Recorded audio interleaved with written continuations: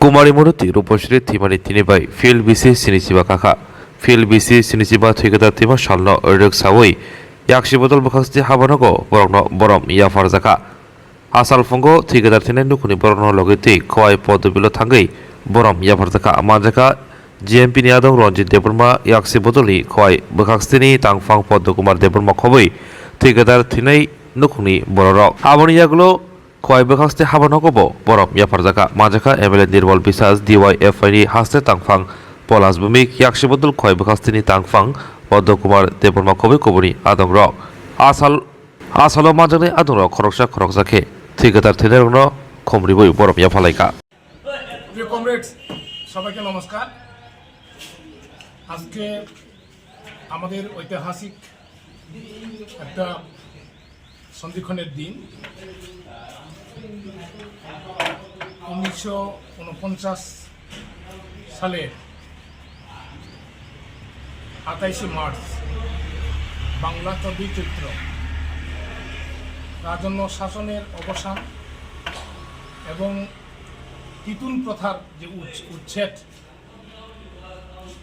ত্রিপুরা উপজাতি গণমুক্তি পরিষদের আন্দোলনে সারা রাজ্যেই বিশেষ করে উপজাতি এলাকাতে একটা উত্তাল ছিল এবং পুলিশের জুলুম অতিরিক্ত তখন, বিশেষ করে আগের যে রাজতন্ত্রের তাদের মূল যে অনৈতিক যে কাজ তার মধ্যে হচ্ছে তিতুন প্রথা। অনেকেই হয়তো এটা বুঝতে অসুবিধা হতেই পারে। তিতুন প্রথা এটা যে জিনিসটা তারা কালেকশন করে প্রজাদের কাছ থেকে, প্রত্যেক বছরে একবার করে তারা কালেকশন করে এবং এটা তখন তো রাস্তা ছিলেন না, তাদের সময় রাস্তা ছিল না, যানবাহনের কোনো ব্যবস্থা ছিল না। তখন কি করে প্রজাদের যারা যুবক তাদেরকে দিয়ে এক জায়গা থেকে এক জায়গা সেই জিনিসটা সংগ্রহ করা জিনিস, কালেকশন করা যে জিনিসটাকে প্রজাদের জুলুম করে তাদেরকে সেটা পোষানোর ব্যবস্থা করে। বিশেষ করে তারা রাজার যে প্রজারা তাদের গ্রেন্ডিয়া বা পুলিশ এই সমস্ত যারা তাদের এই কাজগুলি তারা করে থাকে এবং এটা গণমুক্তি পরিষদ এটা প্রতিবাদ করেছিলেন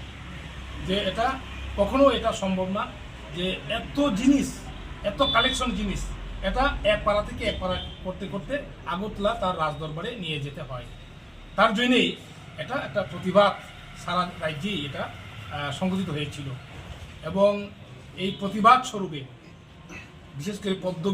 খোয়াই পদ্মবিল এলাকাতে এখানে মানে পুলিশ এসে এই কাজটি করার জন্য তারা যখন চেষ্টা করে তখন প্রতিবাদী হয়ে কিছু মানুষ রুখে দাঁড়ান। তার মধ্যে এখানে বক্তরাম দেববর্মা তাদেরকে পুলিশ জোর করে নিয়ে যায় এই প্রতিবাদে এবং পরবর্তী সময়ে নারী এখানে যারা নারীরা আছে সংগঠিতভাবে, নারী পুরুষ সংগঠিতভাবে তারা পুলিশের কাছ থেকে তাদেরকে কেড়ে নেওয়ার জন্য তারা যখন চেষ্টা করে তখন তাদের উপর এই বর্বরোচিত যে আক্রমণ সংগঠিত করা হয় এবং বিশেষ করে তাদের 3 জনকে গুলি করে মারা হয় এবং তাদের যে মানে দেহ এটা তারা নিয়ে যায় এবং পরবর্তী সময় তারা এটাকে মানে কোথায় তারা মানে এটাকে মানে রেখেছে বা এটা গুম করে ফেলে হয়েছে এটা এখনও শনাক্ত করতে পারেনি বা তার প্রমাণ আমরা দিতে পারিনি। বিশেষ করে এই 3 জন নারীকে কুমারী মধুতি রূপশ্রী তারা ওই দিন গুম হয়েছিলেন, তাদেরকে গুলি করে হত্যা করা হয়েছিল। এই প্রতিবাদ স্বরূপ আমরা প্রত্যেক বছর বিশেষ করে এই 28শে মার্চ 14ই চৈত্র আমরা এই দিনটিকে সারা রাজ্যের মধ্যে আমরা পালন করে থাকি। আজকেও আমরা 75তম কুমারী মধুতি রূপশ্রী শহীদান দিবস সারা রাজ্যের সাথে আমাদের খোয়াই মহকুমা এবং আমাদের যে মূল যে ঘটনাস্থল 1949 28শে মার্চ 14ই চৈত্র যে গঠিত হয়েছিল, সংগঠিত হয়েছিল পদ্মবিল কুমারী মধুতি রূপশ্রী যে শহীদ হয়েছিল ওইখানে আমরা সকালে 8:30 সময় আমরা এখানে তাদের স্মৃতির উদ্দেশ্যে তাদের এখানে স্মরণের উদ্দেশ্যে আমরা সেখানে মালা দিয়ে তাদেরকে বরণ করি এবং তাদেরকে আমরা শ্রদ্ধা নিবেদন করি। এটা এখনও চলছে আমাদের রাজ্যে, এখনও এইরকমই একটা চলছে যে মানে মানুষকে বা প্রজা বা জনগণকে এইভাবে মানে সরকারও এখন এই কাজগুলি করছে যে তাদের ন্যায্য মূল্য বা প্রকৃত যে শ্রমিক তাদের যে ন্যায্য মূল্য এগুলি পাচ্ছে না। এই সরকার এইভাবেই এখনও মানে আমাদের প্রজাদের উপর, বিশেষ করে জনগণের উপর এই গণতন্ত্র সরকার প্রতিষ্ঠিত হওয়ার পরেও আমাদের রাজ্যে কিন্তু এখনও এই বিশেষ করে মানে বিজেপি এবং আইপিএফটি সরকার আসার পরে এটা আরও বেশি আরও বেশি বিদ্যমান, আরও বেশি এটা এখনও এগুলি চলছে। এবং তার প্রতিবাদেই আমরা আগামী দিনে যাতে আমরা ঐক্যবদ্ধভাবে একত্রিতভাবে আন্দোলনে সংগঠিত আমরা করে আমরা আগামী দিনে এগিয়ে যাওয়ার যে এই কাজটা আমরা করব। এবং কুমারী মধ্যে দিবসে শহীদান দিবসে তাদের যে আরব্ধ কাজ, তাদের যে স্বপ্ন, সবার সাথে যে কাজ, সবার জন্য যে বাসস্থান, একসাথে আমরা বসবাস করতে চাই, জাতি উপজাতি ধর্মনিরপেক্ষ যে সরকার এবং গণতন্ত্র রক্ষার স্বার্থে আমরা কাজ করে যাব, এটাই হচ্ছে আমাদের মূল আজকের দিনের মন্ত্র। আমি এই কথাই বলি, সবাইকে